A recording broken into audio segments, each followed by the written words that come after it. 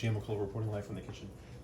It is Sunday evening. I don't know what's going on. We got some movies planned. We've got Harry Kels's Blue. Whoa, that's pretty hot. Brought this back from the barbecue yesterday.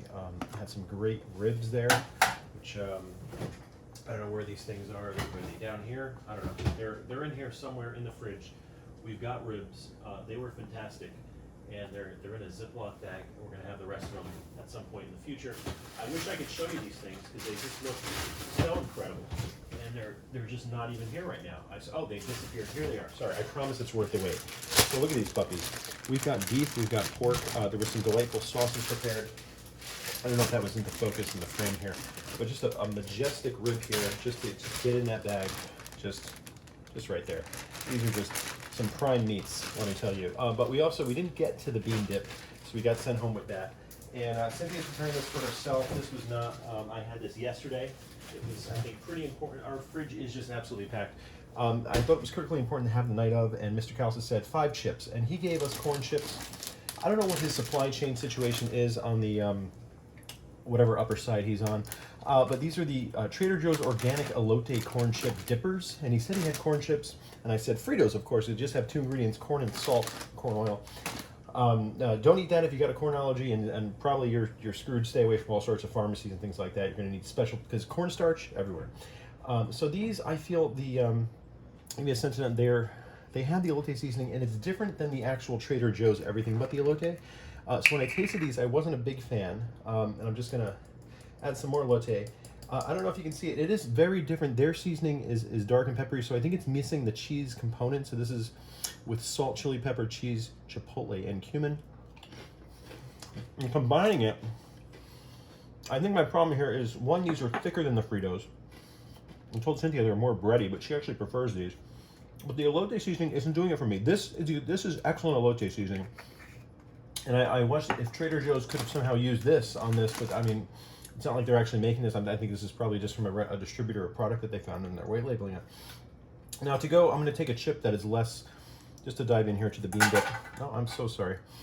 5 chips was not enough last night. Hari knew that, and so I dug into some more. But different than my Anna Lane's bean dip, and that's, I think it's not a 7-layer, but it's definitely got like, cheese, onions, bell peppers goes into it, and you could spice that up however you like. But I can tell you, my family, the bell peppers were at the peak end. Maybe some pepperoncinis were pickled out. My grandmother, though, used to eat cherry peppers, and she would de-seed them, but leave them in the fridge, and that was my first really exposure to spice. Like, no one else in my family was really packing down the heat like Grandma, but that was unbelievable, actually, to think about that.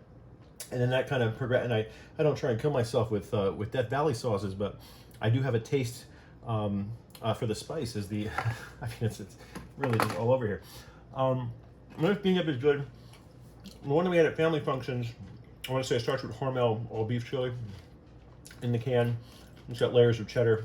Harry definitely did cheddar on this. Maybe a cheddar jack mix.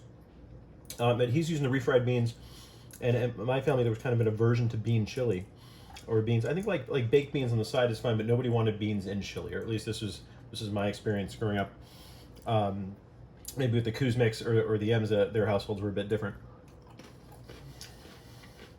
But that bean dip, I was willing to share that recipe with her. I think I'll do that in a future episode. This is still good, though.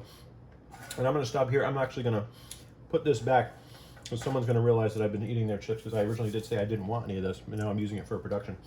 We also have these Pignoli cookies. I think that Andrew, one of the guests, got these from Brooklyn, and just a bakery. There's some marzipan there. We have some things in the fridge. We had the Schwoyatel, was excellent.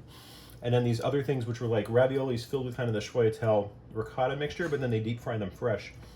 I remember those were called confitelles, perhaps. There was definitely some Italian terms in it. And the Pignoli cookies, since we lost Giorgio's in Hoboken, it's been just a treat to get my hands on these. Sorry, quiet on the set. You want a Pignoli cookie? Okay, I'm getting the choke sign here, so we're gonna end that episode here, Lee.